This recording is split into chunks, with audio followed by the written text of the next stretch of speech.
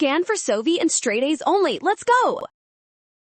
Limits can look scary, but this one collapses fast because the fraction is infinity over infinity, and one clean derivative trick gets the answer quickly. First, focus on the inside expression f of x over g of x, because both functions go to infinity, so we have an infinity over infinity form, which invites L'Hopital's rule. Apply L'Hopital's rule by differentiating top and bottom, and the limit becomes f prime over g prime.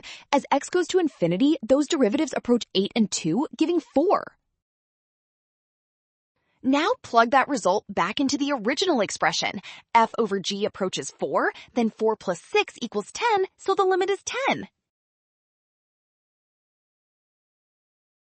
Well done! Option C, scan now.